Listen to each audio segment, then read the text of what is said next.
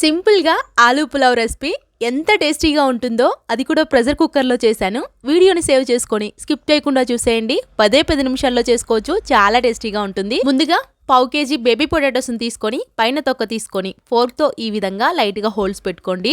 అలానే పావు గంట సేపు ముందు హాఫ్ కేజీ బియ్యం కూడా నానబెట్టుకోండి.